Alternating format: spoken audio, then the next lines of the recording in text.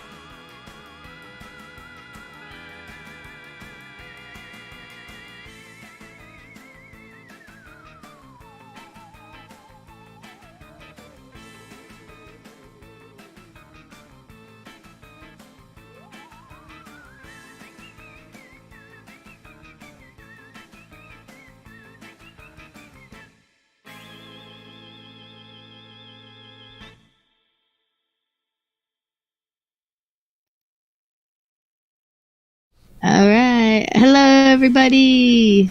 Hello, everybody. Welcome. Do I have Turn levels? off that music. Oh. Maybe an echo? Wait, okay, I was really close to the computer. I'll move away now. I see.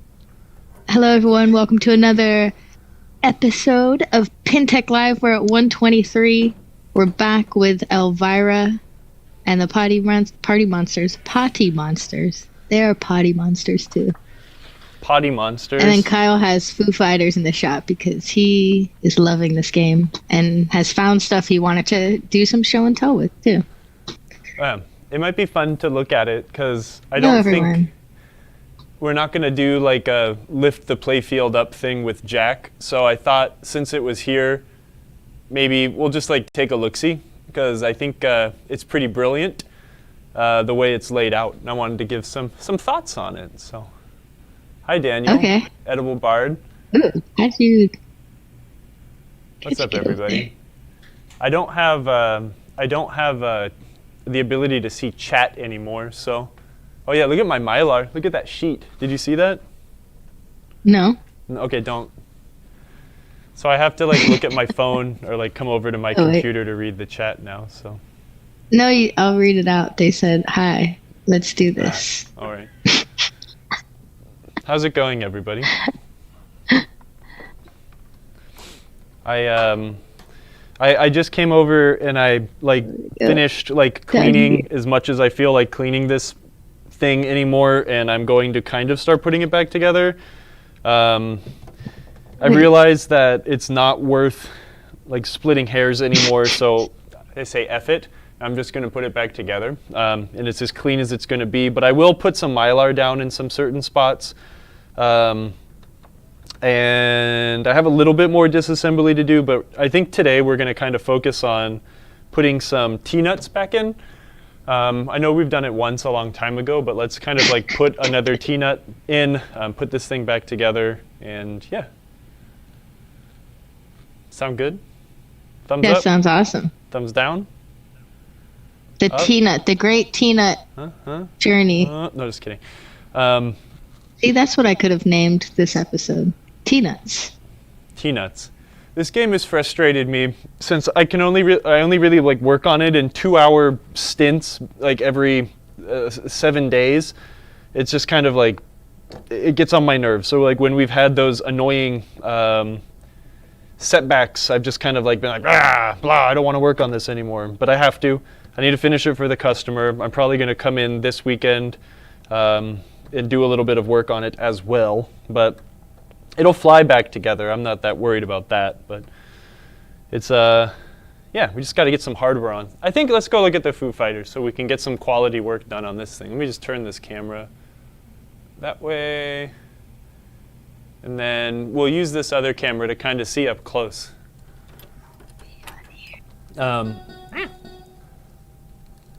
Yeah. I'll turn this all the way down so we don't have to hear Dave Grohl screaming at us. Do we all know how to take these games apart? I'm not going to go over that. Do our Foo Fighters overlay real quick. What'd you say? Nothing. Oh, Emoto's going to do some magic. Here, I'm just going to sit here and talk with you guys for a minute then. No, I'm ready. Does Marco have the pop bumpers that are used on Elvira and the Party Monsters? Yes. The pop bumper caps, but the actual rod and rings are unique. I don't know if we have those. I think we do, but you have to use a Data East part number for them, if I remember right, because they're really similar to the jumper bumper caps on like Star Wars. But anyways, okay. We have a Foo Fighters. I've removed the latches for the lock bar. Let's fling the glass out of here, and let's take a look at this game really quick. I want to point out some of the things I find neat about this design. And Jack will speak on this because I've had conversations with him about it, but his idea and philosophy and what to put in the games and how to allow the Pro to be as packed full of certain things and the Premium also to fit within a bill of material. But what I find really fascinating about this game is there's really nothing unique underneath the playfield as in a very expensive, complicated mechanism that maybe is just used in one pinball game. Let me take the balls out and I'll show and explain what I mean a little more. When I say that sentence I just said, that's not like a dig. It's not like something, having things that are not unique make it less exciting. What I mean more so is when we think about something like Godzilla, which has a rotating platform, or a building that comes up and down on the premium, right? Those are very expensive things to make, and they're unique to just that game. Even if we use the premium, which is almost the same, the premium has a upper playfield.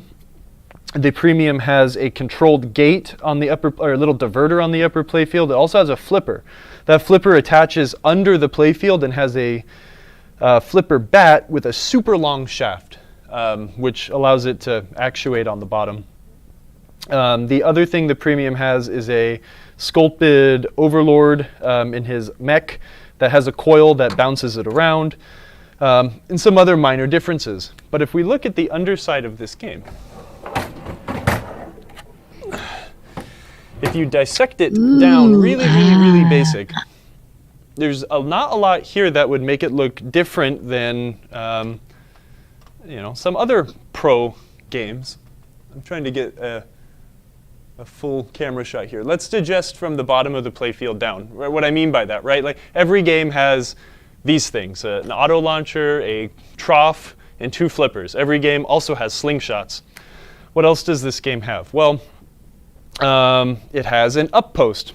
Very standard. This is not like a super unique device. We have a drop target bank, a 3-bank drop target bank. Again, that's something that's used on many games nowadays. The one thing that is pretty interesting, though, is this kicking target, but I don't think Stern has made games with kicking targets before. This could be different. I think the only game that I can think of that has a kicking target might be Ripley's Believe It or Not. That's a very old game at this point. This could be an updated or a more modern version of the kicking target, but so that could be the only thing that breaks my theory. But the only other thing is this device, right? The one here down on the bottom. But if I remember right, this is also used in X-Men. This captive ball fork lock. I'm pretty sure that this is the mechanism that sits underneath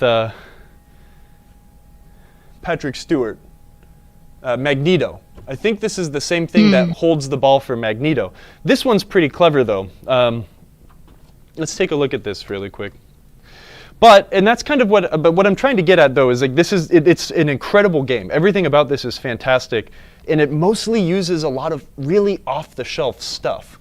There was no crazy engineering time required to build a unique mechanism. That's what I'm getting at.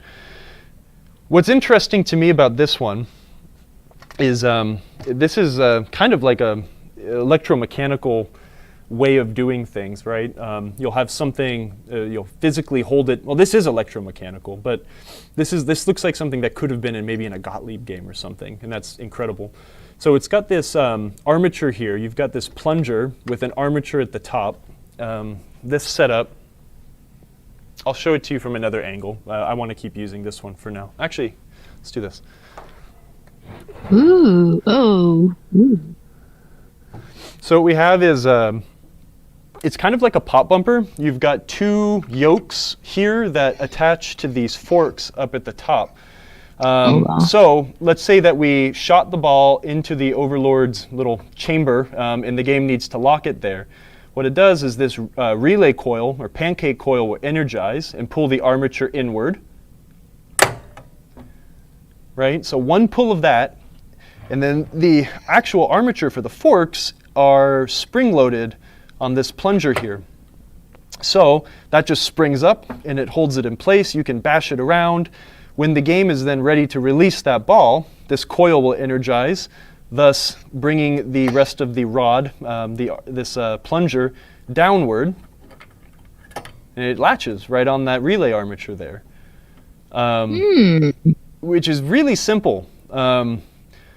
Right, like to build an electric circuit or to use like a big coil, like a flipper coil or something like that, to be able to constantly maybe have this, you'd have to energize it one way or another, right? But it's so much easier to let spring and gravity do the work for you to hold it in one place, and then this holds it down. It's a really elegant, simple design. It does use 2 coil drives, but that's something I like to do when I see new pinball games, is count the coil drives, right? Each one of these node boards will drive 9 coils. We have 2 node boards, right? And so every game has 2 flippers. Let's see. Every game has 2 flippers. Every game has an auto launch. Every game has a trough up kicker, right? So 1, 2, 3, 4 drives down. Most games will have 2 slingshots also, so we have 6. Then we have this up post here. We have 1 coil to pop the drop targets up. We have 1 kicking target. We have another flipper, so that's 10 down to here. And then we have 2 more, so that's 12. There's nothing on top, is there? Most of the times these games also, I'm pretty sure the shaker motor is not driven on a node board. So the other thing too, like right when we think about it, like for the bill of material, is that's only 12 driven devices, perhaps, if I'm counting correctly, on the playfield. That keeps the bill of material down. One other thing Jack told me is that the playfields for the Pro and the Premium are the same. That way, there won't need to be 2 separate playfields made for the 3 models of the games. That also helps keep the bill of material down, which allows us to have other things put on the game. I don't think Jack's going to want to sit here and talk about bill of materials. I don't know anything about bill of materials, so I'm making this up, but I'm pretty convinced I'm pretty right. Hey, real quick, Kyle. Yeah. From Mr. J. Crane asked, when that shaft comes back into position backwards, is it just a single coil pulse and then it locks back into place? Yeah, well, it's probably a pretty long pulse, but that's what the software person needs to figure out, is what or how long of a pulse you need to be able to pull it into position and ensure that it can lock. But yeah, just 1 coil pulse. I don't think there's any switches on it, so I'm pretty sure it just hopes that it does lock. Yeah, there's no switches on this thing, so it pulls down. And then Turn asked, do they always leave 1 open for the optional knocker? I think so, but I'm not sure how that's driven either. We can count certain things. Again, just go, if you have a Spike 2 game at home, count how many coil drives it has, or it's using. It's kind of fascinating to see where and how those things are allocated. Same thing, in any game, really. You can kind of tell. Sometimes in games that have some really elaborate sculpts or some really wacky ramps might not have as many driven devices. That's not necessarily a perfect correlation every time, though, but it's something that you kind of pay attention to when you open up a lot of pinball games. But yeah, that being said, I think the one way that this post it has some sort of a logic to know when it has locked or not locked a ball because of the opto that sits behind it. So when you lock the ball in here, the ball is going to roll back down and sit behind those forks. So sometimes, like, I've had instances where I'll hit something in just the right way and it'll think I locked the ball, that'll bring the forks up. But then, the game's running a software check and it's like, oh wait, I don't see anything behind here, and it drops the forks down to try and release the ball, or it realizes it's not there, so I have a chance to actually lock it again. But yeah, so I guess like through that correlation, right, of Dead Flip is in the chat? Oh no, Jack, we're just talking about how cool your game is and what is actually being driven. He's like, whoa, this isn't Elvira and the Party Monsters. What happened? We're going to talk about this when you're on the show, all of our episodes now dude, get sabotaged by Foo Fighters. Thanks. We were just kind of going over what is under the hood and Do you how have any questions for Kyle? a lot of this stuff is really standard, right, on the Pro. There's not anything like super unique to the build, which allows you to make an incredible game. But this is my favorite bit. Is this from X-Men? Is this the same thing that's used for the Magneto lock? Do you know? I think it is. You would know because you built the damn game. Anyways, let's go back over to Elvira. Now I'm embarrassed because you're here. He said Tanyo made them forks all smart and stuff with the Octo. X-Men Avatar. Yeah. Okay, cool. That's what I thought. But see, that's what I kind of meant was like we get some good like off-the-shelf stuff, and that allows for a bill of material to be made for all sorts of crazy ramps and habit trails and all sorts of other stuff that maybe wouldn't be as possible if we had a lot of crazy stuff going on. Anyways, we've got Elvira. What we need to do with this game. Oh, let me turn this camera back too. Ah, I'm floating in space. Let's get some music.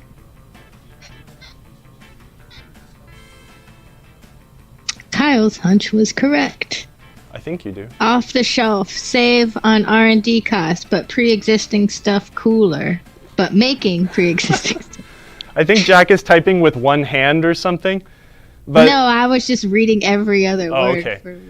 Yeah, so that was, R&D. Let's call it that. Even though everything is kind of off the shelf, it doesn't require as much R&D time. You can allocate time basically as money, right? The less time you need to design something, the more interesting things you can put into the project. And that's why we have like a absolutely loaded pro with essentially things that are off the shelf, in air quotes, while also only using a dozen coil drives, which is really neat. Okay. Yeah, we can't wait to get you on the show, Jack, soon. Yeah, dude, I seen people are getting their LEs. So I assume that our LE might be here even next week. I don't think that's enough time to plan to have you on the show, but I'll send you an email tomorrow. Email. Emoto right, Pinball hard, Kyle smart, me come show. Yes. Me come show. Actually, I'm going to send you a fax. We're going to send it back to the 90s, my friend. Homing pigeon. Okay, so let's take a look at this thing. So I think you can all remember when I was really angry and getting frustrated at the T-nuts. The T-nuts that were really screwing me over, and then we stopped working on this game for like a week. Oh, yes. Do you remember? Because when I would turn the damn screw, the T-nuts little teeth folded over. I bent this one back up, but the only way I was able to get these out was I got my bolt cutter and I cut the whole thing off, which is unfortunate, but it's kind of was necessary. So I kind of wanted to go over installing a new T-nut. It's actually extraordinarily simple. Any idiot with a hammer can do it, and I am just the man for that job. I've got a bunch of T-nuts here. Things that I like to use to help install T-nuts. Nice shot. Can you... Oh, okay, wait. No, do it on that camera because I can actually do stuff with it. Oh, wait, hold on. Dead Flip Redeemed, give us pinball trivia. Oh, man, I got to think of some decent pinball trivia. Haha.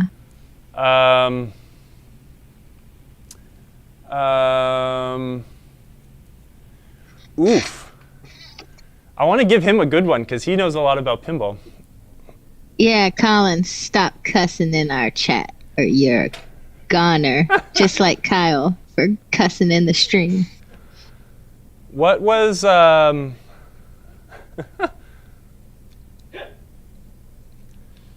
we just hear Midge in the background. Here's a good generalized one. Hey, can you give us an cool handheld shot while you think? Wait, yeah. What was the first Williams or the first Williams Bally game that used a dot matrix display?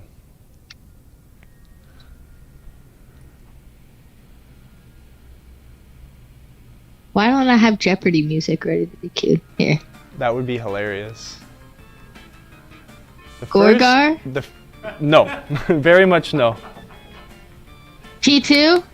Nope. Not T2. Good guess.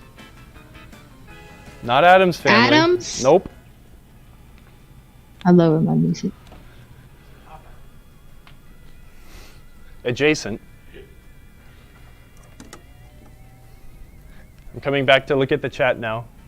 Coney no. Island. Wow, no. You guys are not hitting the mark.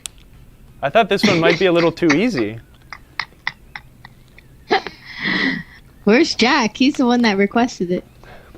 He's probably running and asking people in the office. Junkyard. Junkyard? No, that's many years too late. The first Bally Williams Fishtails. game. Nope. Laughing emoji. Pinball. The pinball. Almost. It is funny, I think. You guys Class are of almost there. 1812. Shh. It's Funhouse. basically Godzilla before Funhouse? Godzilla was Godzilla. Godzilla? No. I'm making a joke. It's kind of a hint, Well, but not really a hint. Steve's giving too easy of hints away. It's dinosaurs. Fun Jurassic Park. Nope. Lost World. That's not a Bally Williams game. Ah! Oh yeah, I forgot that Pinball was part of it. Magician. Pinball Magician got it. It was Gilligan's Fishtails? Island. Oh, Gilligan's Island. Gilligan's Island was the first WPC game that used a standard size dot matrix game, or standard size dot matrix display. We've had this question before. Well, then here, Nice. secondary half Congrats. point. What was the first game that used a dot matrix display in pinball?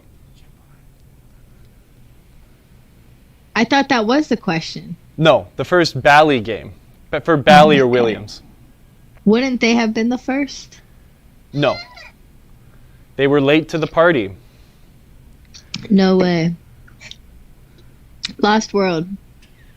Lost World. No, that was going to be my first question, but I think I've used that one before. Checkpoint. Yes, Checkpoint is correct. Checkpoint was the first game to use a dot matrix display. Pinball Magician won again. Nice. Pinball Magician, we'll send you a little swag pack. Shoot me your shipping address to marcotv@marcopinball.com. Since Kyle successfully stumped everyone for a bit. What's up, Johnny Demonic? How are you? Yay, Johnny. Thanks for joining and thanks for the resub. Yeah, so I think so the history that I heard, Steve Ritchie told me this, and I think it's kind of common knowledge, but Terminator 2 was supposed to be the first dot matrix game. But T2 was supposed to be the first? Is that it what you was just said? supposed to be the first one, because it seems like you want to bring out some like really cool, incredible technology with like a neat game instead of Gilligan's Island. Checkpoint. Gilligan's But Island. What's Gilligan's Island's actually a really good game. People need to give that some more attention. It's a fun game. It's basically Godzilla. It's got a rotating island. Actually, another fun fact. We've talked about this on this show before, but it's one of my favorite stories. Gottlieb sued the... We will be at Northwest Pinball. Well, I will be there. Kyle would be there in spirit. And Mitch will be there. Steve will be there. So you get 2 out of 3 PinTech live, folks. Bally got sued by Gottlieb. Williams got sued by Gottlieb for that rotating island on Gilligan's Island. Or no, sorry, it's not. That's backwards. It was on Bride of Pinbot. I'm going too far back. But then I think the rotating island was kind of like 2 big middle fingers to Gottlieb after they settled that lawsuit out of court. Because Wait, why did they sue them for Bride of Pinbot? Because Or did they have Gottlieb had that- a game called Big House, and there was a rotating platform that would, when it would change directions, it would send the ball different directions, and Gottlieb had a patent on that. So when Bride of Pinbot came out, and you had the bride's face, I guess they thought that was close enough to being an infringement on that patent that they took them to court over that. The lawsuit was settled out of court, but through that lawsuit, Gottlieb was awarded the ability to use like a few software patents that Williams had. So the auto percentaging thing, there's a feature that was introduced with High Speed, the first System 11 game, that would raise or lower the replay value depending on the average score, the scores that were being played on that game. So a location that would have really crappy players, the replay would be automatically set lower so people could achieve that, endorphin rush of getting a sweet replay. And that was a patented feature. Williams patented everything that they possibly could. And software patents were a big deal back in the 80s. So through that lawsuit, they were awarded the ability to do that. And then I think Gilligan's Island came out like 2 years later, and they were like, well, we're just going to do it. So 2 middle fingers. Okay. So yeah, that's my story. Shell Schlock wanted to see if you could show the kick target mechanism working up close. Like from above on top of the playfield? With the ball hitting it? Remind me to do that later. We'll do it later, yeah. If we keep distracting Kyle, he's never going to finish Elvira. Yeah, well, whatever. I'll just buy it from the guy, and then I never have to finish, and it can sit with all my piles of unfinished crap. Oh, God. We want to see it finished and played. I don't recommend... And moved on. There's two ways to... Well, there's really only one way to do a T-nut. I don't recommend pulling the T-nut through and into the wood using a piece of hardware. The screws are not high enough tensile strength to... You could damage things, so don't do that. The best way to get them started is with a hammer. What camera are you using? This one? No, use this one on the bottom. Please and thank you. Okay. So we've got some holes where the machine thread screws would go. There's one more that I need to extract. I'm going to use some needle nose pliers, but let's focus on this guy here. And we can kind of give like a quick T-nut lesson. So we have removed the T-nut from the hole. I am now going to take this T-nut and stick it through the hole. And I'm going to try and get the prongs of the T-nut to bite into a new area in the hole. Sometimes they'll fit in there nice and snug. So get that in there. Now what I'm going to use is I'm going to use a pretty big, or not a big punch, but a punch. This is the punch that I use, 5/32 punch. I use this to take doors off of hinges when I need to get pinball games into people's rooms. It also doubles as a T-nut installer helper. Because swinging a hammer in these areas is difficult, right? So having something like this is helpful. I also carry a crappy 1/4-inch nut driver in my toolbox. That's kind of like a sacrificial one if I ever needed to do anything less than savory with like a nice 1/4-inch nut driver. This can also work as a T-nut setter because it's got like a nice wide imprint, right? It's not usually advised to swing a hammer at plastic tools, but you can use them to start in this fashion, get it nice and flush, and just tap it in. If you were using the punch, you could do the same thing. The nice thing about the 1/4-inch nut driver is it's wider, so it hits very even and pushes the T-nut in evenly. A lot of the times what I'll do though, once I have it in, is even if I use a nut driver, I will still grab my punch and I'll start tapping in the tangs. There's 3 of them. When you're working this low on the playfield, also Emoto, can you put the main camera on? Yeah, I was just thinking that too. This is my body mechanics right now, but if I'm hammering on the bottom of the playfield on these games, it's just sitting right on a pivot, right? So I always recommend holding it, using your shoulder or your elbow or something to hold it in place. So that way when you're tapping like this, the playfield doesn't want to come and suddenly slam down on your head. You learn this after that happens once or twice. Just try to get this right hand, yeah, that's what's exactly. Just try to get it set in there as good as possible, nice and tight. And that way now when we put a new screw in there, it has something to bite into, and we'll be good. Now, some people might be asking, like, well, why the hell didn't you just put a screw and a nut on there and called it a day? Well, you can. There's nothing wrong with that, except for it's kind of stupid when you can also just have a T-nut. If you were in like a real bad pinch, you totally could sometimes the screws are only long enough to go into the threaded bit of the T-nut. So if you were in a pinch and you had an extra long screw, you could stick it through the playfield and then put a nut on it. But if you need to work with the same hardware, a lot of the times these are posts that are threaded, like a hex post. You want to use the right hardware. And this is easier. You know, if you're ever shopping the game out or you need to change a rubber again, right, you only need to work from the top. You don't need to come down here. It is common, right, to have washers and nuts on hardware, such as here. But generally that's like a ball guide or something like that.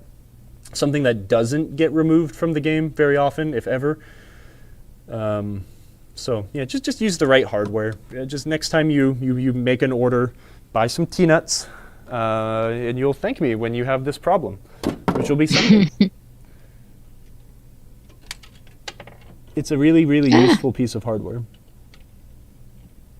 Generally, they're number 6s. I can't think of any instances where a number 8 T-nut is used. I know that they are used in pinball, but I don't know how often.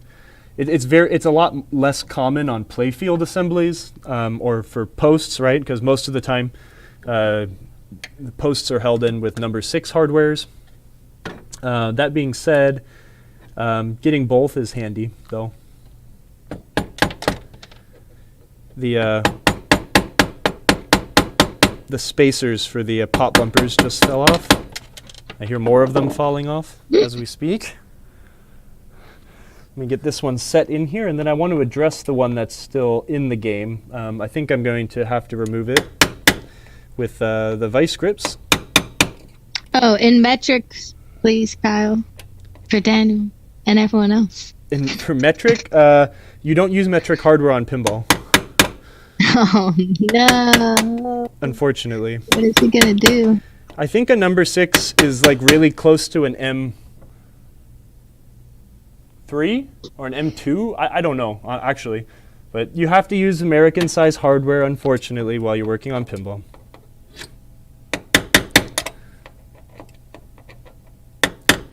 But American hardware at this size actually kind of makes sense. If you think about it, even though it doesn't make sense because it doesn't correlate to anything in reality. It's all made up. So these T-nuts are number 6, 32. Number 6 is the size of the screw, width-wise. It doesn't correlate to anything in real life. Like a number 6 in metric would be like generally a 6mm screw. So a number 6, 32. So number 6 is like the size of the stud. 32 refers to the threads per inch, which again is really a dumb way to measure it, but that's how we do it. So in metric, usually you'll have a coarse or a fine thread. It'll be like a 0.5 or a 1.0 thread pitch or something like that, or fine and coarse. In US style hardware, imperial hardware, it's measured in threads per inch. But generally you'll have a fine or a coarse. So you'll have like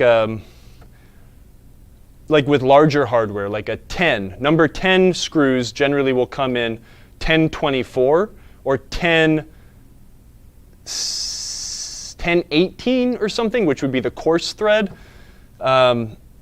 You don't need to know all this stuff. The common size hardware you need for pinball is 632 and 832.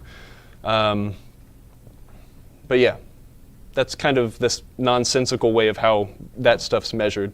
Then you have to know the length, right? So this is a, what camera is on? This is a number 632 by 2-inch panhead Phillips screw. So 632, 6 is the width, 32 threads per inch, that's the threads. And then 2 inches refers to the length of the actual piece of hardware. So if you ever see a screw referred to as 632x2, that's how you decode that. That probably confused the hell out of a lot of people who thought that they maybe knew something about American thread sizes, but I'm sorry. Anywho, I have one more evil T-nut here. And God, this GI socket is so close to this hardware. That's insane. I mean, I guess it doesn't move, so it probably won't ever short out, but that seems like a...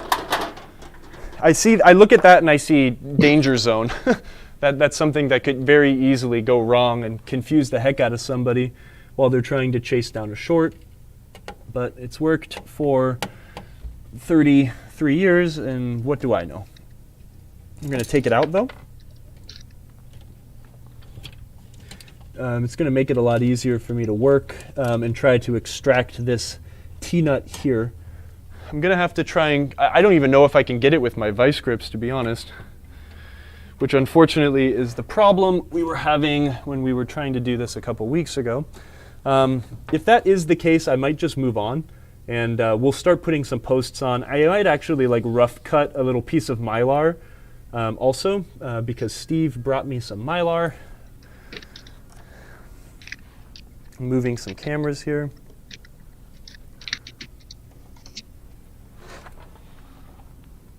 Okay. So that one was actually holding a piece of plastic. Oh, no, it's not. It's snapped. Oh, easy. Here. There's a really easy way to get rid of broken hardware in pinball games. I carry 2 punches with me, and I was trying to remember why I had this other punch, and I think I carry this punch for this exact reason. I also keep like a nail set with me.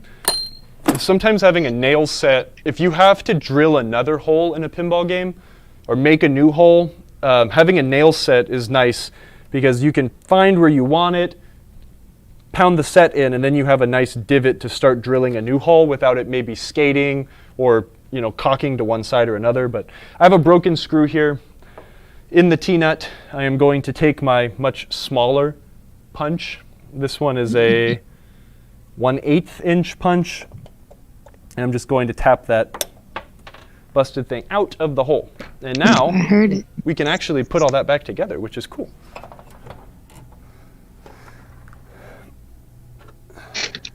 There's that busted T-nut. So this one didn't actually flatten out like the other ones did. Again, for people who maybe aren't familiar with this entire issue, was this is a nasty South Carolina pinball game that has rusted. It's just so bright. Oh, here, I'll turn this off. A lot of rusted hardware. And what happened is these things fused to the T-nut. So when I was turning the screw to try and loosen it, right, lefty-loosey, when I was turning it, these things were kind of turning together. And unfortunately, the way a T-nut is stamped, when I started turning it left, it started kind of pushing its way out. And when they're turned left and held in place, the little tangs flatten out, and then it just spins. Thankfully, this screw broke before the T-nut had a chance to flatten itself out and start spinning. So, good riddance. Let's get another one.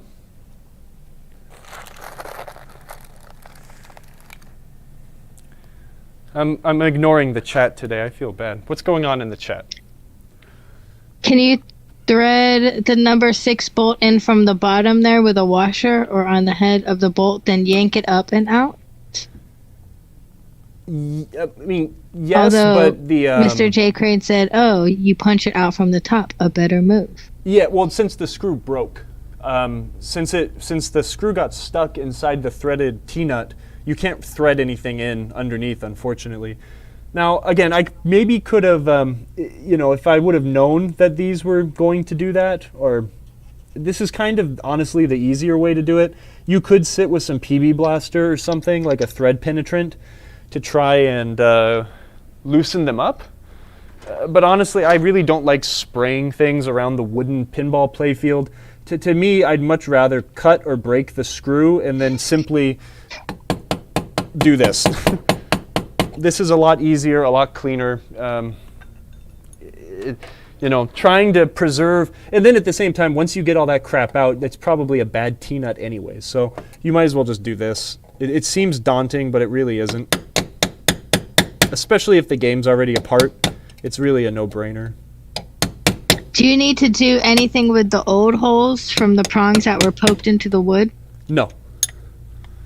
No, they're wide holes. I'm taking these damn pop bumper spacers off because they keep falling off and I'm annoyed by them. Sorry. There's no problem with the hole. It's just the hardware. So thankfully, it's as simple as popping the old one out and popping a new one in.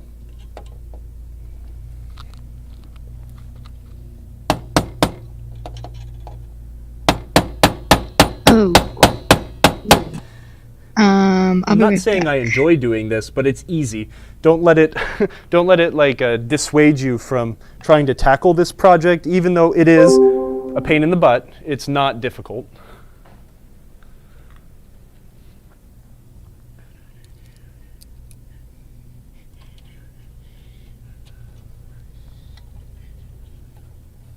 Okay, I'm going to pop that lamp socket back in so I don't have a dangling socket that will short itself out on things. And then actually, I'm going to use the camera so I don't have to bend over. Actually, no, you should use the wide camera shot to watch like how Kyle has to work on pinball games. I need to regain some of my flexibility to be able to do this move, but being tall has its advantages sometimes. Check this out. Put the Sony on, if you would. I don't know if Emoto's there anymore.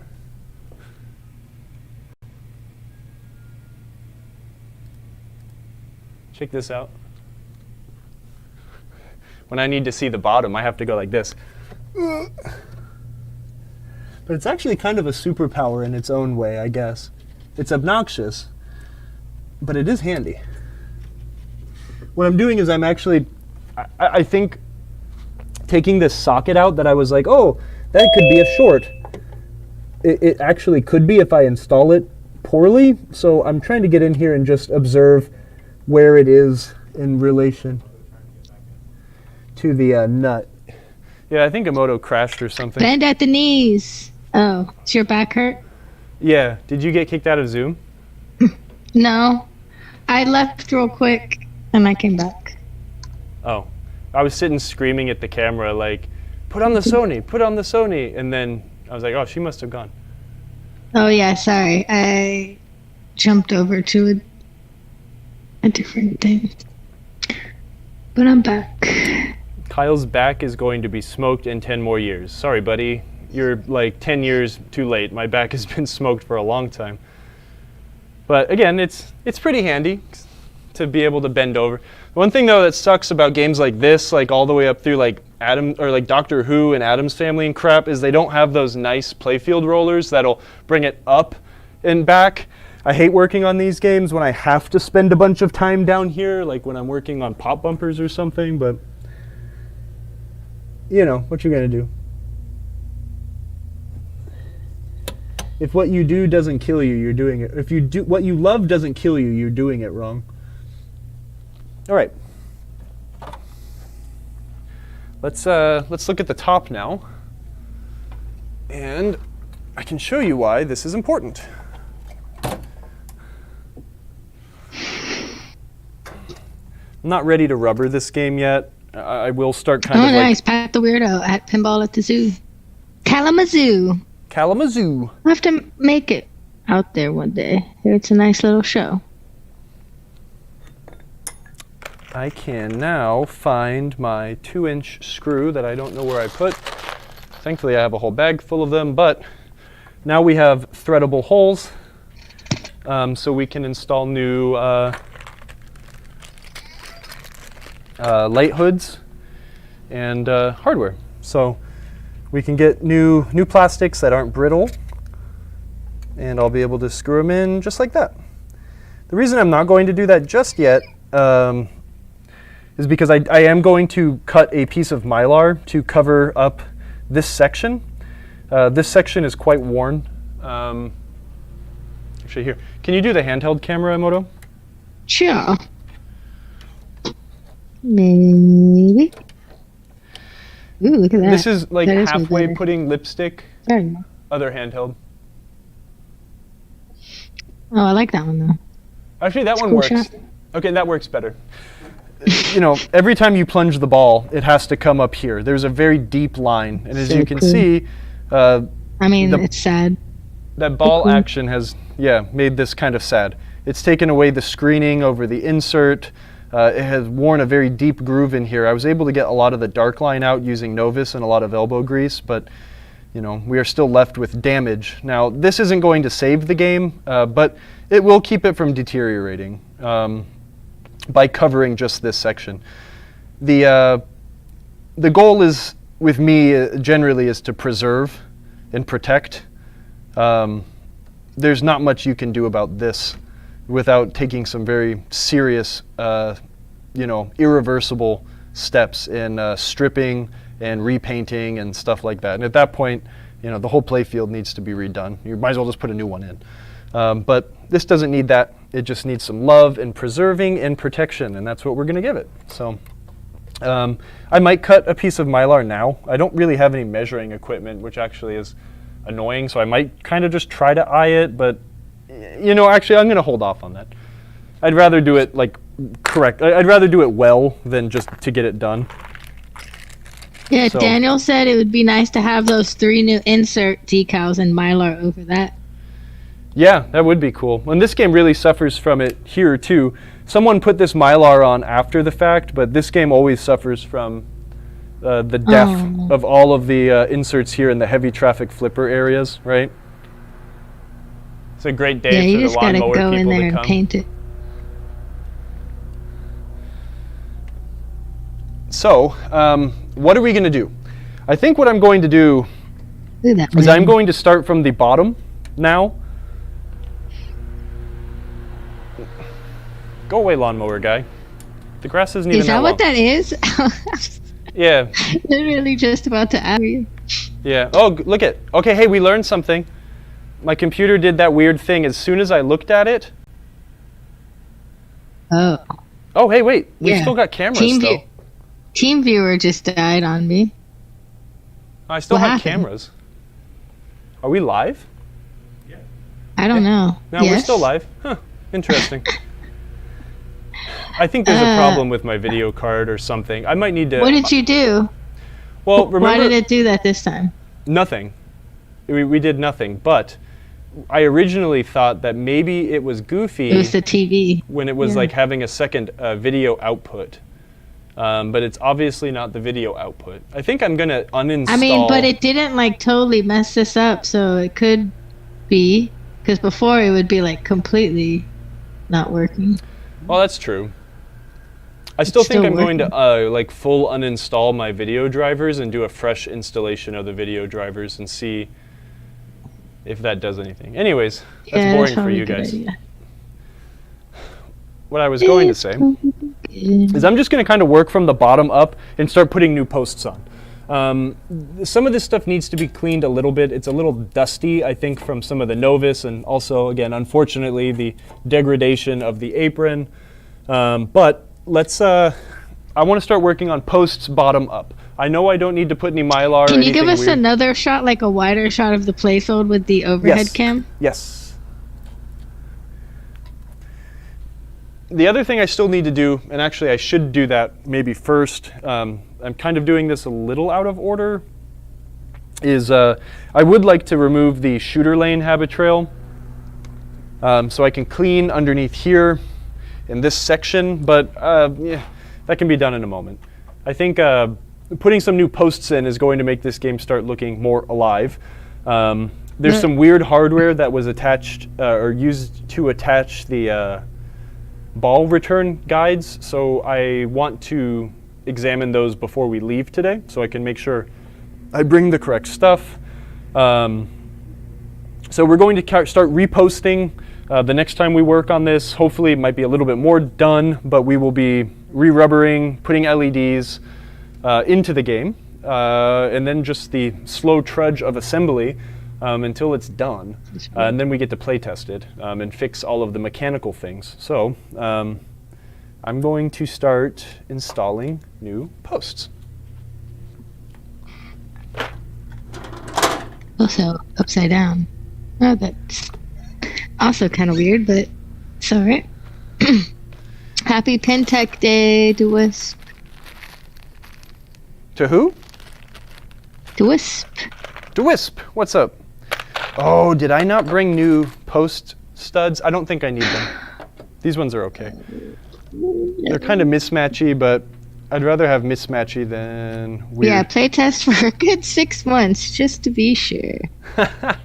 No, I want to see this thing go away very badly. Oh, thanks for the follow, Webmang. Cheers. Appreciate it. Thanks for And the joining us. resub, Wildman. 22 months. It's amazing. Friend of the show, Wildman. Dang, the Wisp is at Denver 420 Fest. What? Excellent. Happy holidays to the people that partake. Please partake safely. If it's legal. Wink, wink. Okay, let's move this out of the way. I need to find some hardware that might be in the cache box. No, I think everything in the cache box is garbage. And I definitely used a magnet. So now we're missing a post, perhaps. Let's see.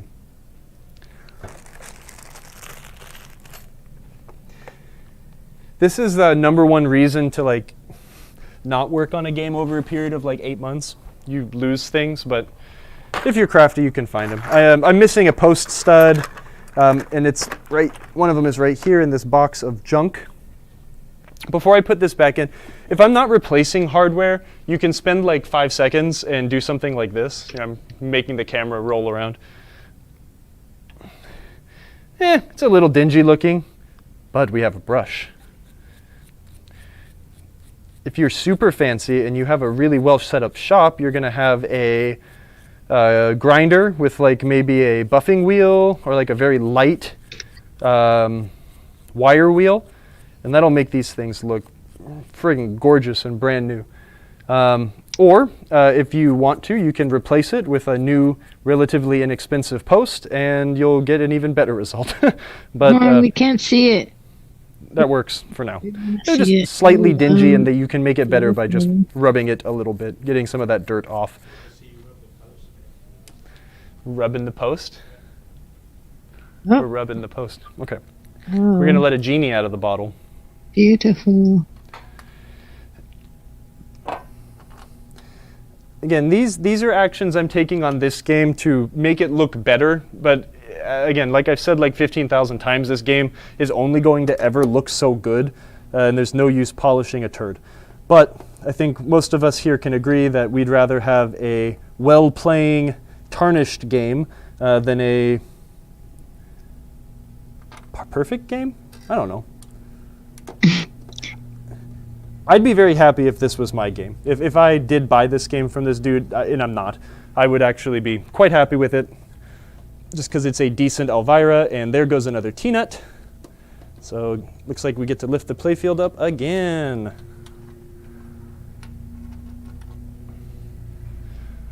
What a pain. This is also why you charge by the hour. This is, I don't charge this guy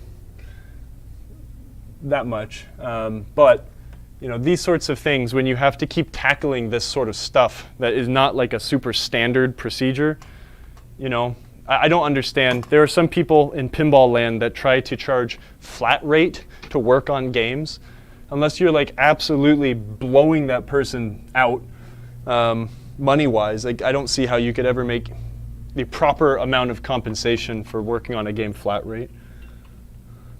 Oh yeah, that T-nut is really blown out. It's really loose, but it's not flat. It looks like that corrosion is really nasty though. There's really no, well, I could try threading it through the bottom and seeing if that'll clean it up.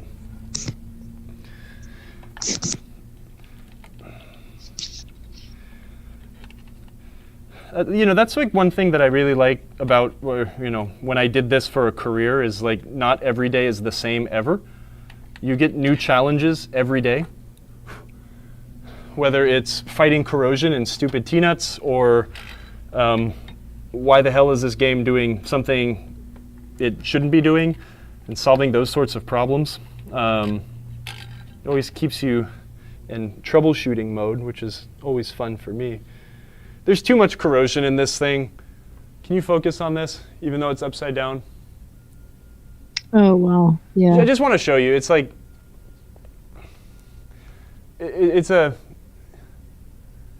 I could probably clean that out using some sort of a liquid and like a bottle brush, but why? This is a 60-cent T-nut. That goes in the garbage. I just grab another one from the bag, we pound it in, and we keep going. I'm sentimental about some pieces of hardware in pinball. I like original things a lot of the time, but this kind of stuff, it's absolutely not worth keeping. Sorry. What are you laughing at? That you were upside down for so long. Emoto's obviously doing something more important right now. I may be multitasking. Oh. Just yell. That is absolutely more important. It's okay. Our brains are smart enough to be able to flip images, right? No, we all just fell. We're falling. I'm going to pound this one in using the nut driver technique, but not if it doesn't stop falling out of the dang game. Where's my magnet? Here's the magnet.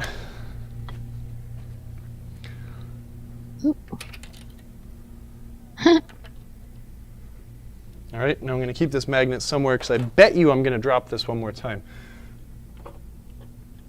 It's not, I'm not able to like press it into the wood, if that makes sense. It's not like biting at all. I guess one thing you can do to keep it from doing this, actually, this is a semi-decent tip. Get a screw, put it through the hole, screw the T-nut into the, or screw the screw into the nut.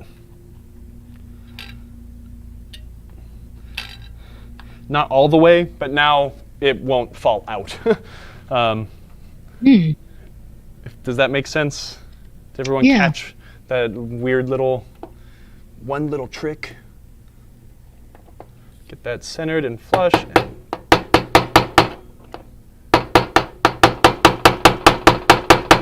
Use my sacrificial nut driver. And then we'll tap it in.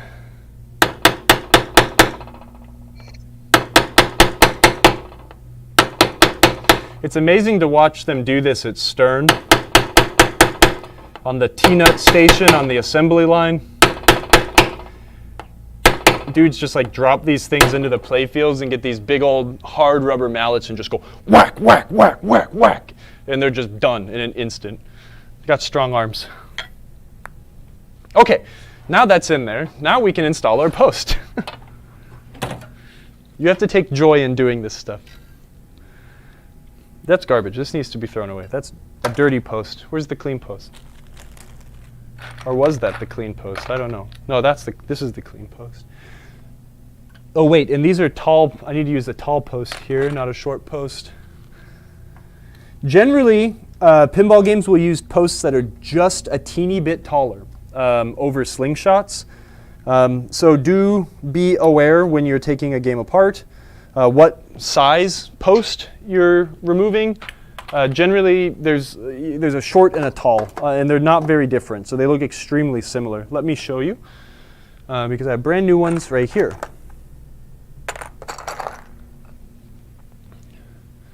Here is a shorter post. Here's a longer post. Not much different, but enough of a difference to make a difference, which is why they used it. The taller ones, again, they'll generally go around slingshots, and that gives them that, and on this game, it could be the only place they're used, perhaps. A lot of the times what they'll do is these will hold up plastics. So right, you've got plastics that go above your slingshots, and having that extra space around the kicker, that's good. Having the plastics raised above things, I can almost guarantee you that a tall post goes in this position.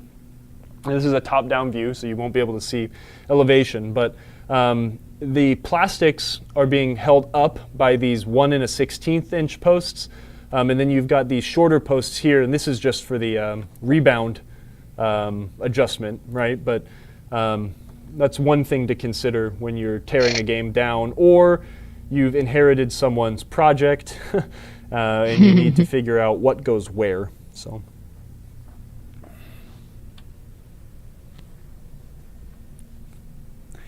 Let's find another stud post in this nasty box of plastics.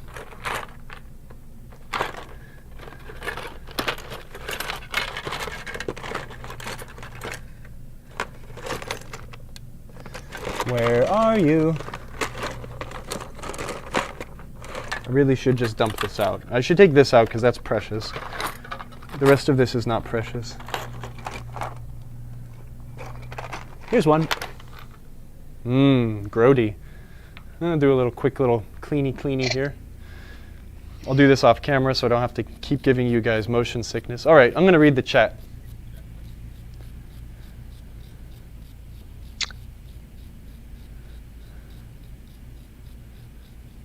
Petting a dog. Why did someone just say petting That's a all dog? you got. I think when I said I was multitasking. Were you petting a dog? No, unless you consider our website a dog. Yeah, it's like a nice little spaniel. Or something, I don't know. Yeah. What kind of dog is our website? Greyhound? Because it's gigantic and has arthritis. Oh, okay. What are those big Irish wolf? Yeah, Irish wolf. Irish wolfhound. Irish wolfhound. The king's dogs. Do you know what we're talking about, Kyle? You're a cat person, so I will show you. No, I know what they look like. I know that dog. That's a very recognizable dog. It's regal. I think that's what our website is, right? Look at that guy. Oh, that is a handsome dog. Oh, please don't be a stripped T-nut. That's hilarious. Everything points to another stripped T-nut. All right, let's keep it moving. Up and down, baby. Please don't be a pain in the butt. Mild pain in the butt. That's okay. I think this is our offender here, our culprit. Jesus.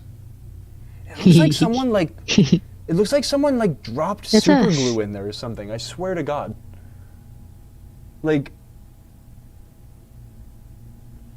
it's totally flat. The annoying thing is I really want to try to save that damn post, but I'm not sure if I can. I'm just gonna need to cut it and buy a new one. It's like the facial expression I have when Kyle's talking. When Kyle's saying things and none of it makes sense. I can't make it smaller either. It's just like, oh, there we go. Look, this dog's the same size as a pinball machine. Where's my hand? Over here. Good dog. Oh. Now you just poked his crown. Anytime we want to censor Kyle, we'll just turn the dog on. You can't censor me. Look, try to flick us off again. See what happens. Oh. Got him.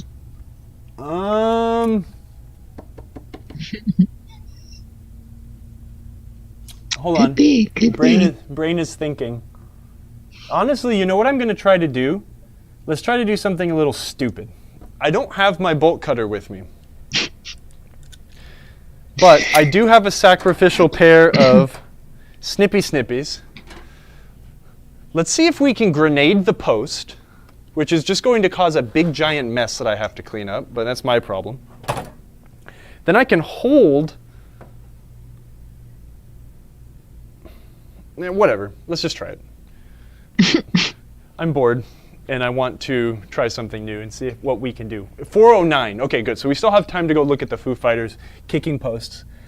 These posts are not very tough, and they're pretty brittle when they're this old. This is going to create a gigantic mess. It is annoying because I kind of just cleaned this game, but we might be able to just cut our way through if we are then able to separate bits of the post, we might be able to we might be able to lower it, and I might be able to manipulate some tools better to try and remove the T-nut from the seized post. I guess the problem is like this post could also be so damn seized that this will just be a waste of time, but we'll find out. And I also didn't mean I'm bored because I'm not enjoying this. I just want to try something new, FYI. So people are sitting there being like, he's bored? What do you mean? This is the most fun. This is the most fun I can have while being extraordinarily frustrated about T-nuts. Actually, you know what I could do is I could go get some Wildcat. I'll just get some Wildcat and I'll pour it on this post and it'll just dissolve.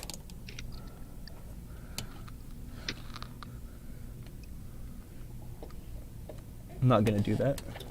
We're not going to resort to chemical warfare.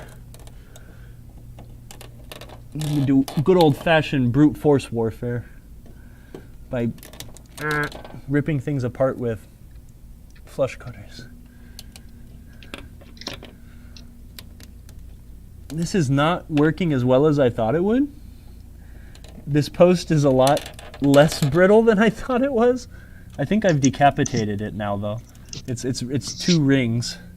I might very gently try to cut downward and see if I can snap its skirt.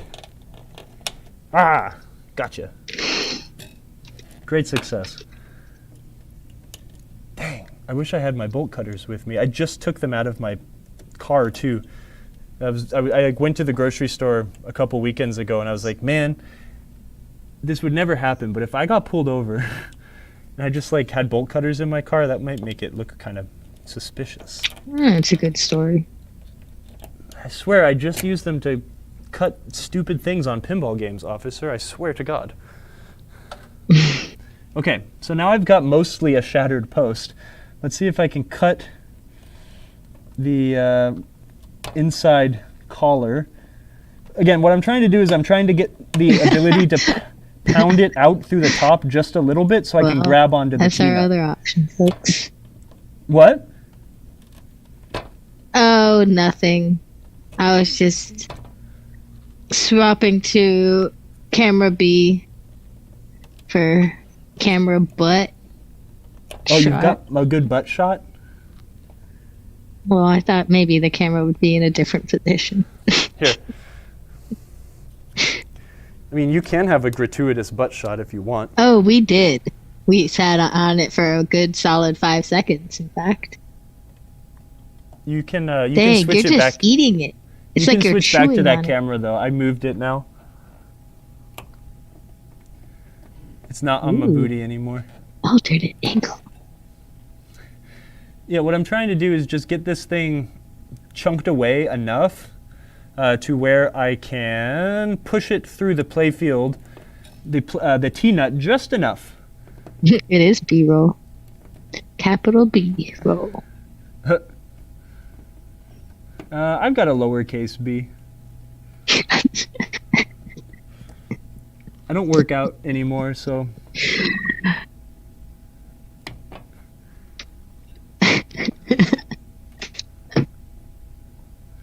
This is really not working out very well. You're doing great. You're doing great. And now I'm like afraid that I'm causing myself more issue than not, but we'll see. Actually, let me try cutting the head a little bit too. This is just as entertaining as sanding content, isn't it? Yeah. We need the sounds, the close-up sounds of the snipping through plastic.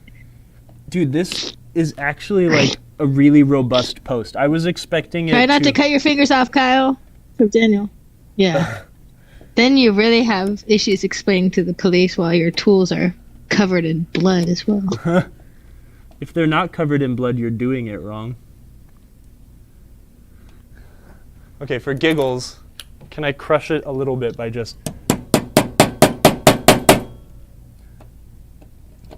That may have just scored me enough room to finagle it, oh God, from the bottom. Camera's flying. Red dust everywhere. What a bit of chaos this episode has been. This is like real world working on stuff. Yeah, totally. We try to keep it real here on PinTech Live. If you like, try to frou-frou it up a little bit where it looks all easy.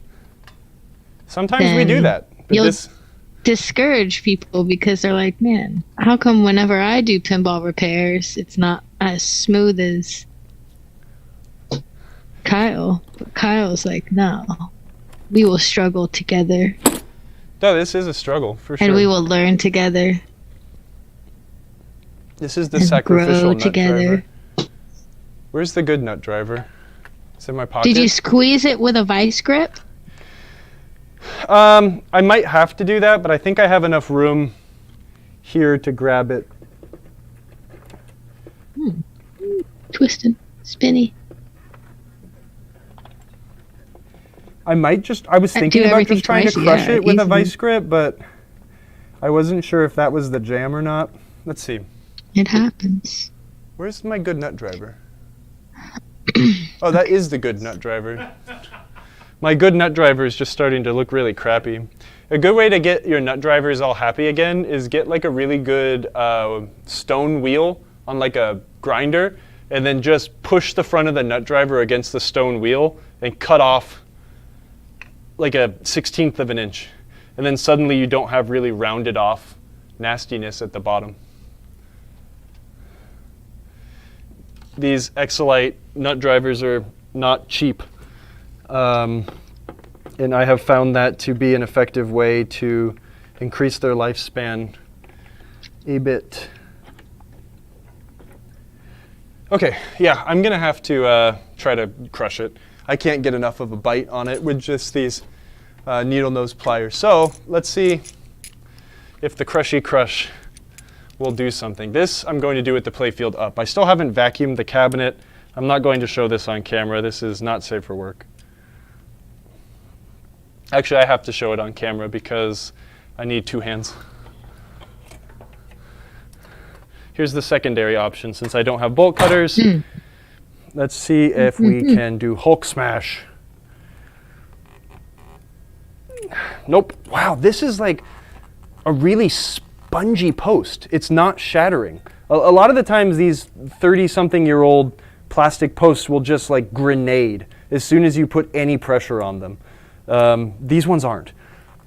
And that is really weird. Yeah, jeez. Did you see Edible Bard's comment? No. What did you say? They said, since this game only pivots, what's the process if you need to remove the playfield? It's a lot easier on the games that only pivot because all you have to do is lift it up and then out. Daniel said, bust out the angle grinder. Seriously, at this point, like that is actually sensical. But I think at this point, really, I just can't. I need to get my bolt cutter, and I cannot save this post. It's not worth doing. Look, because here's the other thing. This was kind of like Jay Crane said, squeeze it on the edge, not in the center. It's too soft. It's like hilariously soft. No. Oh, that's. I'm gonna try cutting it some more, but this is kind of like a good proof of concept. Like if this would just have shredded, that would have been okay. If it would have grenaded, but look at all of the time I'm wasting trying to save like $2 on a post, right? Like. Yeah, you should get a heat gun and hold the heat gun until the plastic melts. I'm just kidding. Please don't do that. I'm not trying to make that much more work for myself. Please do not do that. At least if I've done this, like when I bring my bolt cutter in tomorrow or the next day or whenever, I will be ready to just like absolutely cut this damn thing off. But yeah. Oh boy. Okay. That is just ridiculous.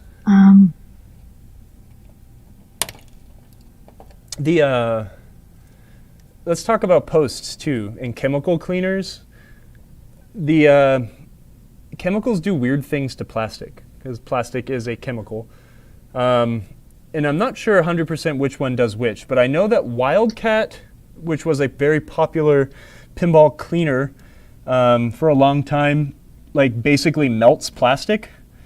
when it comes in contact with plastic. So it used to be like very strongly recommended to use Wildcat in like every Bally manual until games that had ramps came out.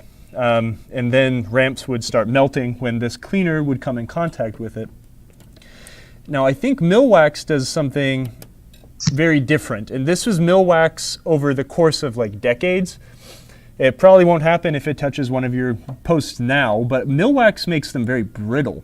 And you can usually tell, you'll see games that have like lots of white like goop at the bottom of the posts built up around where people are like, you know, slopping their cleaner all over the pinball game. And you'll notice that those ones that are like that are generally like very, very brittle around the bottom bits of the post.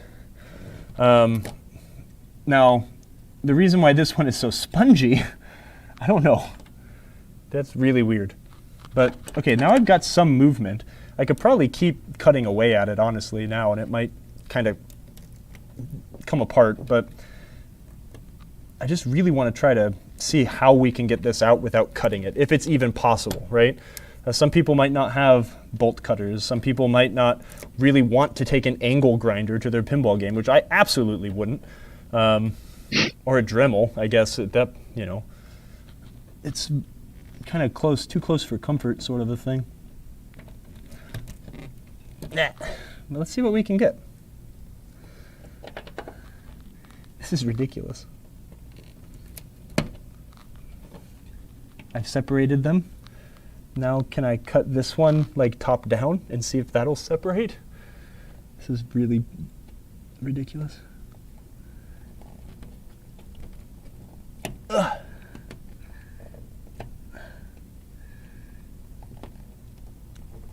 Come on. And don't do this with like your nice flush cutters either. Save those for like cutting fine wire, not plastic. You will just goof up the blades a little too much when doing something.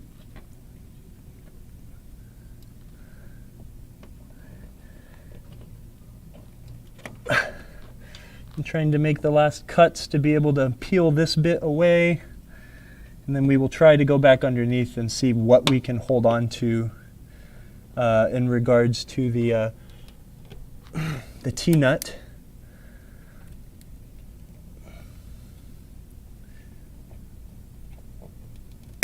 Jesus.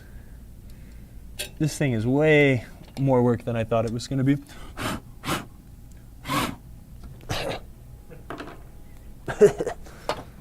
Okay. We're so close. Well, kind of, but we might not be able to The get the damn recording of T-nut this to video spin. should be called post removal. I know, I should totally change it now. I was going to call it T-nuts. I think it's like, I want to think about this for just a second, because The Morton Salt Girl, it is. I don't want to like critically damage the T-nut to then where like the only option would be cutting. Like that's the only way we can get around this, which it still could be. But I was trying to think like maybe I don't think naphtha is strong enough to attack whatever that is. I might need to just try brute force. And I guess that's fine, because if brute force really doesn't work, then we can use the nuclear option and go with the bolt cutters. So what I'm going to try to do is I'm going to grab on with the vice grips, and I'm hoping what I can do is torque it maybe against this slingshot bracket. So then when I'm up here trying to spin it out, it doesn't just spin.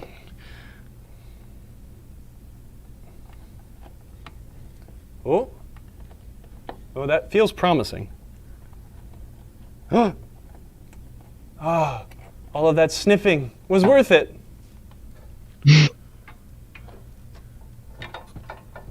Ta-da. I hate you. I hate you very much.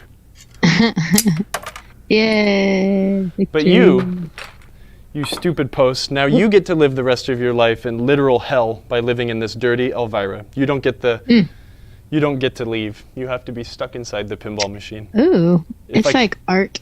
It looks like when you don't finish all of your Jolly Tootsie Rancher? Roll Pop. Yeah. Yeah, it does. It looks like a Tootsie Roll. What was in the center, Kyle? Pain. Despair. Misery. Anger. Go turn it into the local gas station or whatever. Oh Get yeah, your free yeah. pop. Steve's got a great shirt with the Native American and the bow shooting at the star. The greatest perpetuated myth that I don't think was ever true. Well, after all that, I feel like I need a carbonated beverage. I think I deserve it, but we're going to rescue this post. What? Roller Pinball said it's more than 3 links, though. Yeah, that owl's crazy. 1, 2, 3. What's wrong with that guy? Do they even show that commercial anymore? Actually, people don't watch TV anymore, so they probably don't show that commercial anymore. Okay, I'm going to get myself a beverage because I deserve it. I'll be right back. And then we're going to go look at Foo Fighters. We're going back to Foo Fighters. All you did was pull a post out. You're supposed to finish the game today, bro. What happened? You got so close. What? They're not. He's like, I just want to go play Foo Yeah, Fighters. man. Well, I'm a millennial. I need a participation trophy for participating in the post removal. We were gonna finish it. Finish it. Finish it. Oh, we're putting a T-nut in, a new post, and we're using that same old crappy screw. At this rate, this game will not be done until next year. Yeah, One well, post a week. I'm going to work on it either this weekend or next weekend, or maybe one day after work. That messed up post is now a new Marco giveaway. Oh, actually, yeah. Wait, get Roller Pinball's address. I'm going to send him all the broken post parts that I clipped all apart in retaliation for making me feel bad about a drill bit. No, I'm just kidding. Oh my gosh. Goes a lot faster when not on stream. I don't know. There we go. All right. I feel accomplished. It's those things that are very gratifying, though. Once you tackle that problem, it's on to the next one, and that was great. Oh, wait, hold on. I got to clean the threads of this evil bastard post because it's got corrosion goop in it.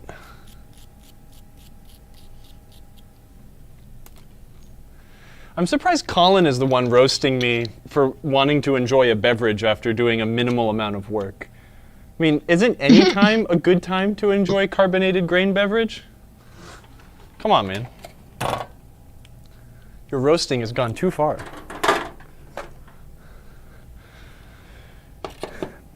This is why working on old pinball games can be a headache. Not that big of a deal. It's really not that difficult, but it takes a lot of patience. It is a race to the finish in an endurance sense, not a race to the finish in a speed sense.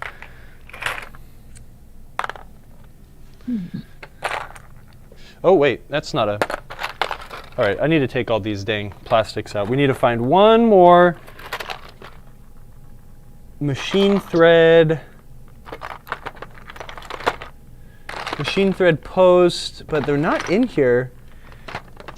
Bite your tongue. I wonder if it's because I broke them all. That could be possible, and I just threw them away. I made a mistake of when I bought parts or to bring over here, I got some that were much too short. These manuals of this era of Williams game are difficult because they don't, unlike a modern Stern game where it'll kind of show you where like every single post goes everywhere, anywhere, wherever you need. These are very much like, yep, we use this post somewhere. Good luck. These ones are a little short, but I might be able to get enough bite out of them, actually. Let me see. It'll probably work on the short posts, but these longer ones that are just like a 1/16 of an inch too long are not happy. What the hell size is this if a 1/4 inch doesn't fit on it? Or is my nut driver just so screwed up?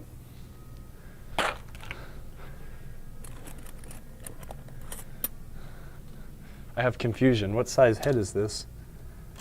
Oh. Ooh, I wonder what part this is. It's just like, oh, it is like a 1/100th too big to be 1/4 inch. Uh-oh. Does anyone have any experience with a post from us that might be just a teeny bit bigger than a 1/4 inch? If so, let me know. I don't know. Is it 5/16? That's more than 100, no? Huh, okay, it's a mystery size. I will have to figure that one out. I think it was a Williams part number, though. I'll take one back with me just so I can try and match it up. But anyways, well, that ain't going to work out. So I'm not going to use an adjustable wrench to get that in there, and it's kind of not long enough anyways, so I think that's where we have to call this one, because we should go look at that kicking target on Foo Fighters. Let me change that post since I'm here, and I've worked up this side just a teeny bit.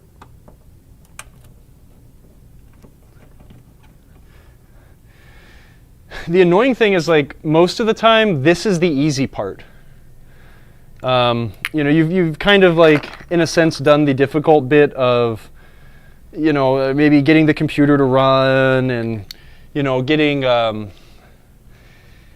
you know, cleaning up the playfield, disassembling, repairing things, and then, you know, it's extraordinarily annoying when you get to this moment and suddenly it's like, wait, I can't just turn a screwdriver to get this post out, and I need to get a bolt cutter and do all this rigmarole. It can be incredibly frustrating.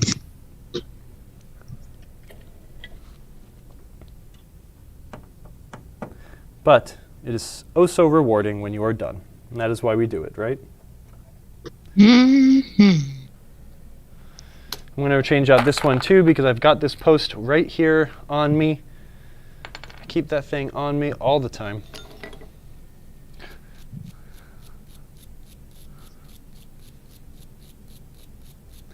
Clean up this little brass post. These are bizarre, but these are original. Someone asked me that. They did use these odd colored brass wood screw posts. Oh, yeah. Kind of bizarre. So I'm going to put it back in.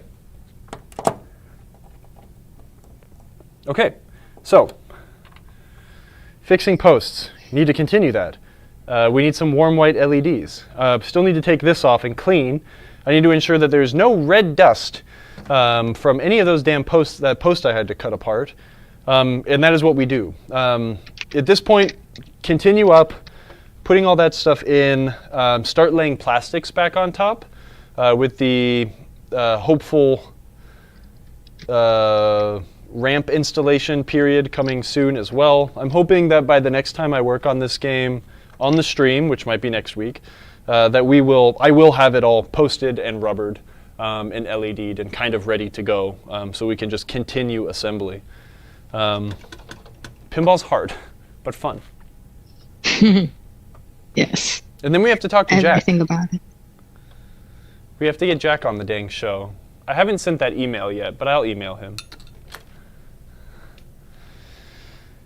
That will be fun, I think. Okay, let's go look at this kicking target really quick and see how it works, because I can already tell you it's very different than a Gottlieb kicking target.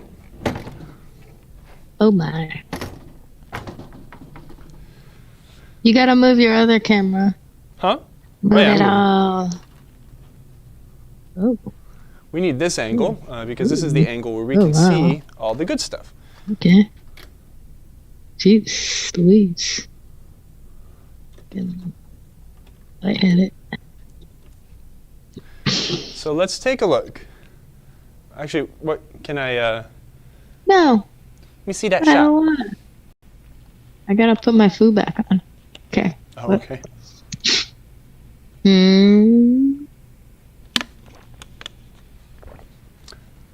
Thanks for subscribing, Dragger. Jogger. What was Daniel's trivia Oh, question? thank you. 14 months, amazing. Alphanumeric pinball machine. The first game with an alphanumeric pinball display.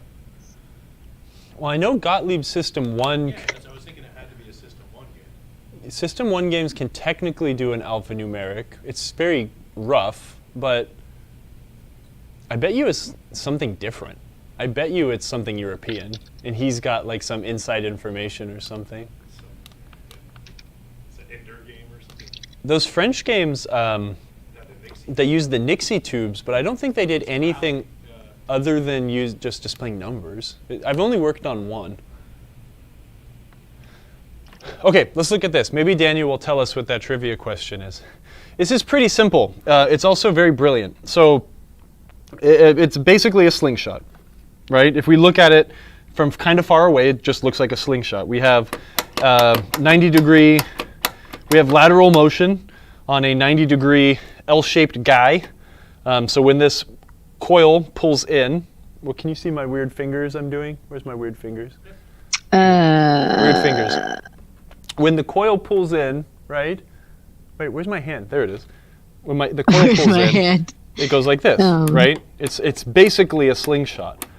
But slingshots work with two switches that stand straight up and a piece of rubber. So when the rubber gets hit, that closes, and this kicks, the kicking rubber. That's what Gottlieb called them way back in the day. The interesting thing about this is if we look at this switch and pay attention to this, we can't see this. Let's get even closer. Come here. Come with me. We're going really deep inside the Foo Fighters. Ooh. What can we see if I do that? Oh God. Now I need to run over to the laptop. Hold on. Okay, we can see it. Okay, so notice this though, right? When that 90-degree arm is moving, there is a portion of that assembly that is totally still. That's the actual face of the target, right? So when the ball hits that target, you see the micro switch here? Let me move this up. You should show point the other camera at you. This is as good as we're going to get for now, but we'll do a 360 in a second. No, it's not. When the target is hit, it releases an always closed switch. So the computer is looking for two different signals, right? Most switches are normally open. When the switch is then closed, the software will do something. This switch is always closed. And opposite, when the software sees the switch open, then it does something. So when we get a hit on this target from the ball, you see, let me move it. I have to kind of like put it in my head so you can see through my eyes. Yeah. Here, I'm just gonna lift the damn thing up. Well. Okay, what can we see? Hopefully the target. Oh, I don't know. Nothing. Yeah, this is hard. Hold on, we're repositioning again. I need to make this thing like 6 feet tall, 7 feet tall. Because this is pretty brilliant. It's pretty cool. So we don't all, Okay, let's see again. Where is my finger? Damn, right behind all these wires. This is just hard to show through wires, that's all. Where are you going? Is the light on? Yeah. Can you turn it off? Yep. Actually, wait, that was a pretty decent shot, I think. What if I did that? Okay, this actually kind of shows the principle. When you hit the target, where's the target? There it is. You see that thing move just a teeny bit? That's the ball hitting the face of the target. It unclicks the micro switch. You see that? Just the slightest hit will cause that thing to open. And what happens Nice. then, once that opens, Okay.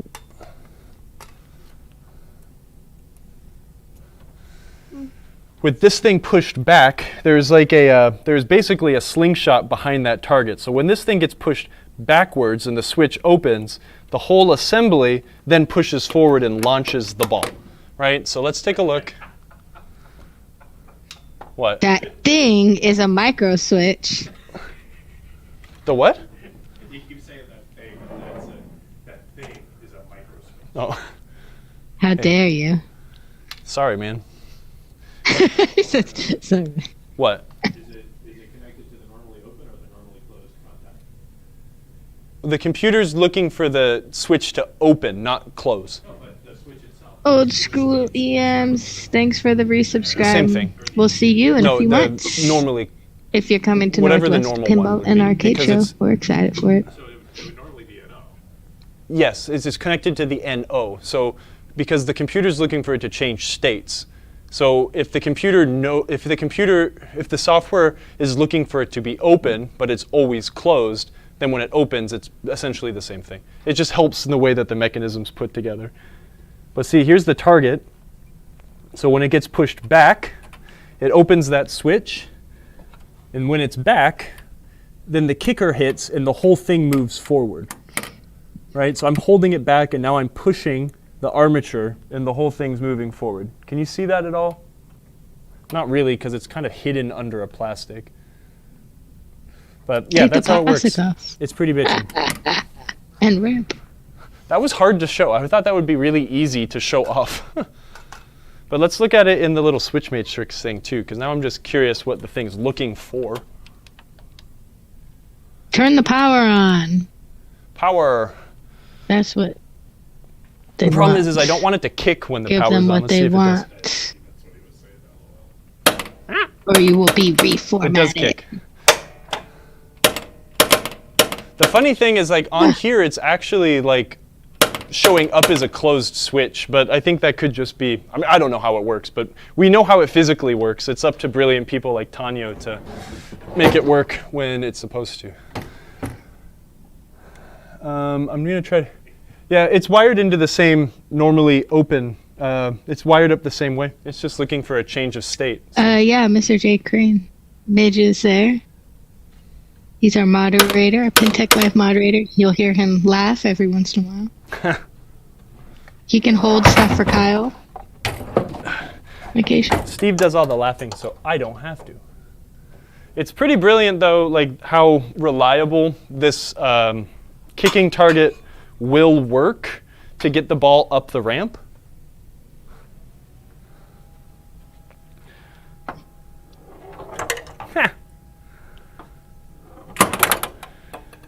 It comes around with such force that it really, really, really wants to go around those orbits. But when you're actually playing the game and the ball's flying towards that target, it's so gratifying. And it feels so right when it flings itself up the ramp like it just did. You know, there's so many times when you're playing a pinball game and you'll get some really wacky physical action. And you're just like, man, wouldn't it be cool if it would have like made that shot for me?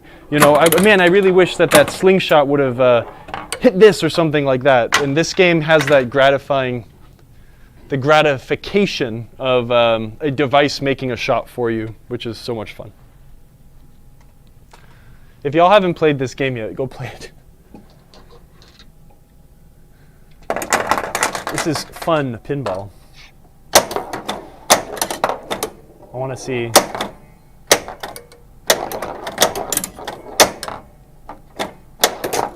Whee! There it goes.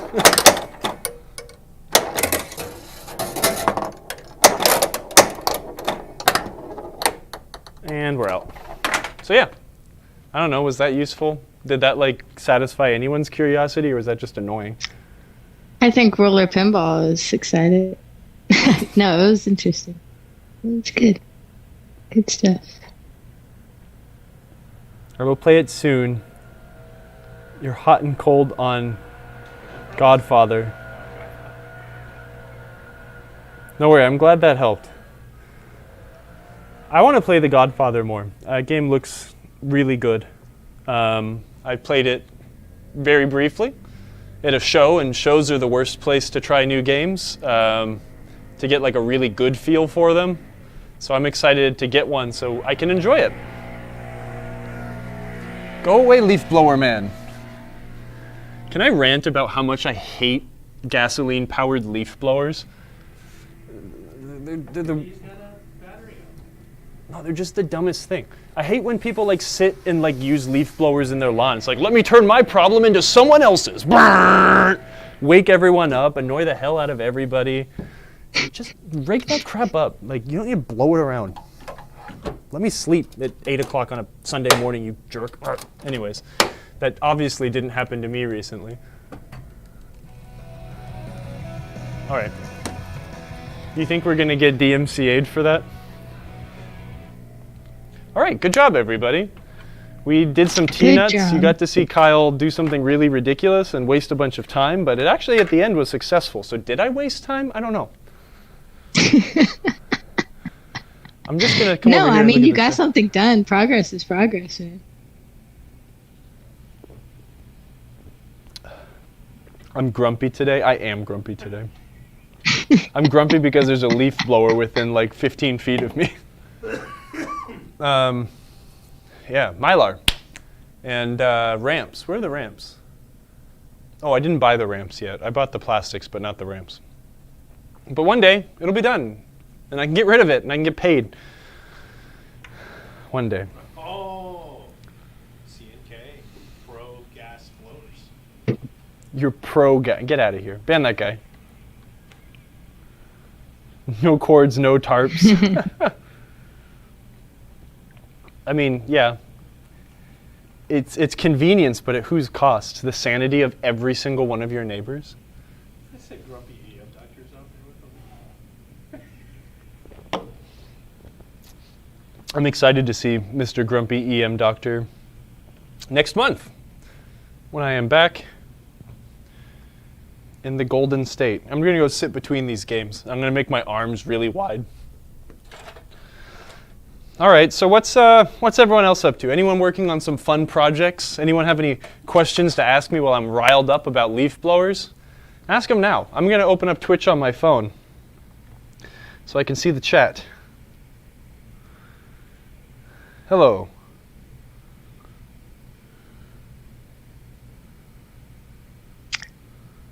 You could sit in front of somewhere so we can see you. Yeah, I'm going to, Well, but you I'm actually going to go wash my hands really quick. The fastest He's hand washing. always washing his hands. I want to touch But things. is that what he's actually doing?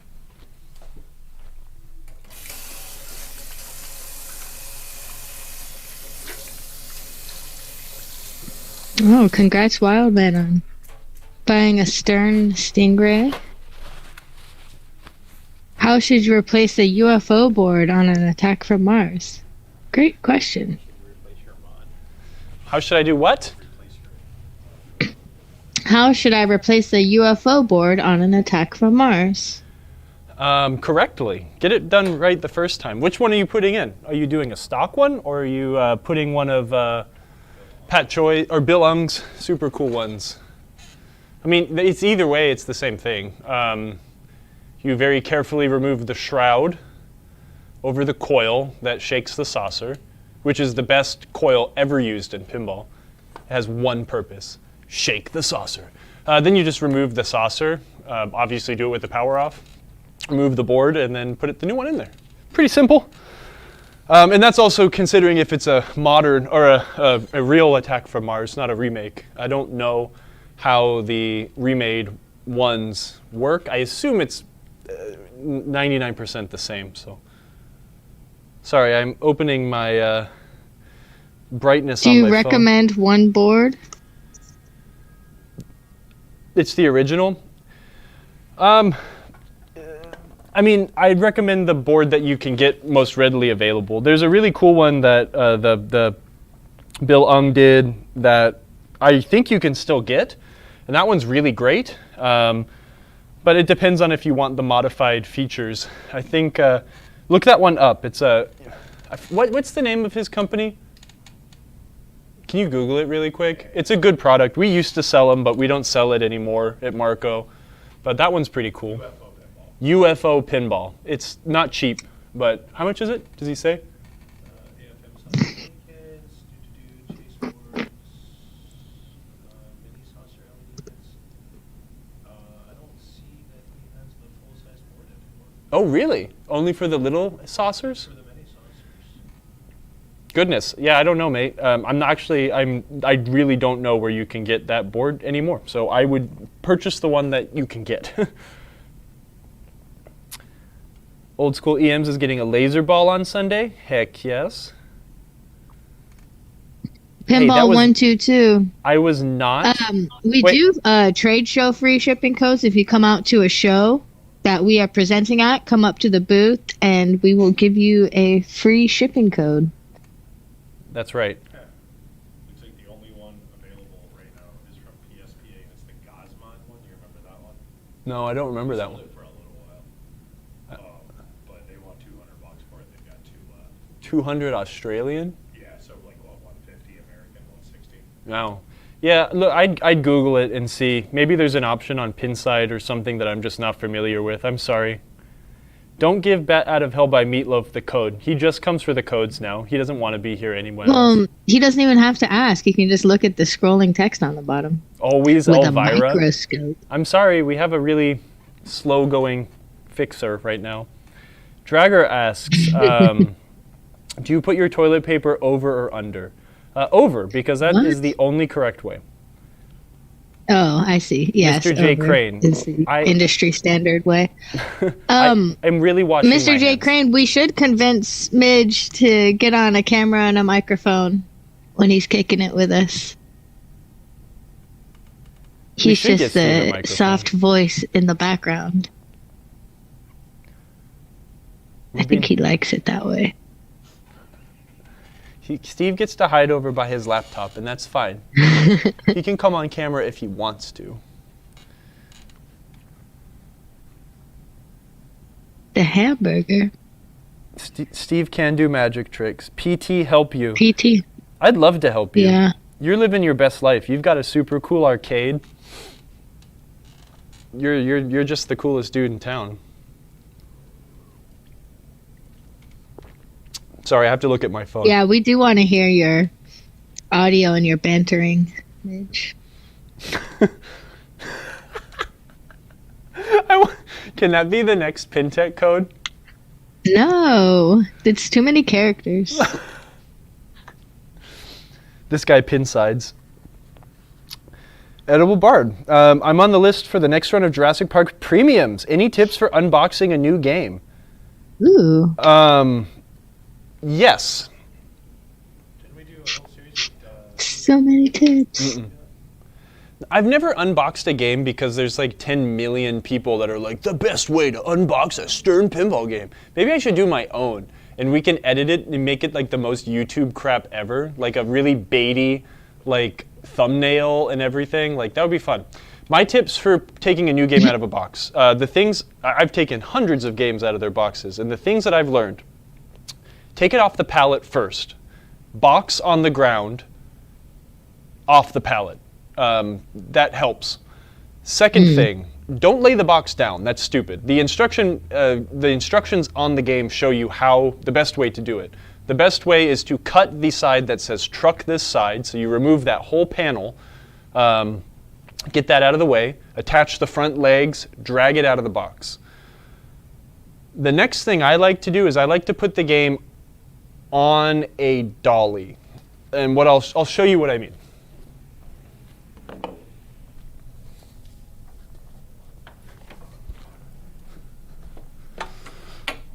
Because conveniently I have a game on its ass. Ugh. Oh my god. I don't want to do this right now because my knee is injured, but maybe we will set this game up and I can show you some pro tips. Here, let me walk this camera back a little bit. The reason I say this, dolly, trip. this is actually really helpful if you're doing it by yourself. Let me bring it down just a bit here. Ugh. Okay, this is the view you have to see now. What I mean by that is the next step you'll do is you'll attach your front legs, and then what you need to do is knock it back and lay it on its front legs. But what will happen when it's sitting on its front legs, when it's on its dolly, it's raised up off the ground 4 or 5 inches. That's 4 or 5 inches you don't need to reach from the ground. It also gives you a really convenient handhold underneath the back of the game to then get it up on your hip so you can install the legs. Let's start next week's episode, if it's not with Jack, by setting this game up.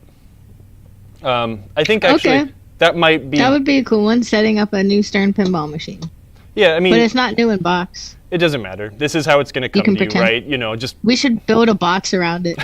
Well, we can unbox Marco's LE. Like, we can do a quick live stream of that, because that's the game we're going to use for the live stream. But I think doing that, those are your 2 best tips. I think also...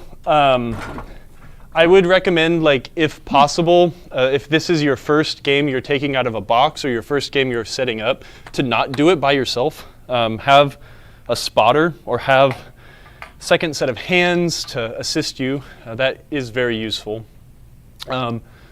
Because a lot of the tips I would give you for setting up a game are going to be under the premise of doing it yourself. So, yeah. But... yeah, don't pull it out of the box. I see people do that all the time, and that is just so dumb. It just hurts your back. That's not the right way to do it. Cut the box open, take it out, front legs down, lift it up, put it on its back legs. Well, you only pull it out of the box that way if you're trying to save the box. There's no reason to save the box. Kyle, stop. If you want to save the box, tape it back up. Don't hurt your body. Or else you're going to be the guy that's stuck with pulling it out of the box, and then the strap that holds it together snaps, and then how do you get it out of the box, right? Now you have to cut the back of the box open and push it up. Just cut the box open. It's that you have 3/4 of a box. And if you want to, don't cut the bottom, right? So you can cut the sides, fold it down, pull it out of the box, and then fold it back up. That would be the most kosher way to do it that way. Or save a panel. I'll be honest, I did save the box for my Deadpool for a while because my cats loved it. But it was 3 panels. Like what if you're trying to make forts or giant buildings out of them? You can do that with 3 panels of a 6-panel box. Save your back, not the box. Yeah, that's true. Now I've got to see. PT, I'm hiding in the bathroom. Sorry, the tie is hilarious. Make Jack set the game up on stream. Jack contractually cannot set up his own game. For your first time chat. I also don't think there's any way we could get Jack to come to South Carolina, but if we could do that in Chicago, that would be fun, but you can't do that either. All right, so that was a great show, Kyle. Good job. Now you're just hanging out on your phone, so we're going to find someone to I'm reading the chat. I'm reading the chat. We're going to raid. I don't have my TV, so I'm reading the chat, I swear. I'm just trying to see all the funny PT codes that are coming now. Why are the mic levels so different? Why are they different? The levels aren't different. The mic quality is different because they're 2 different mics in 2 different locations. Oh, yeah. And also I'm like running around, like moving games on a dolly and like huffing and puffing my way through the studio. But yeah. The other tip I would give you for setting up a new game. Let me give one more.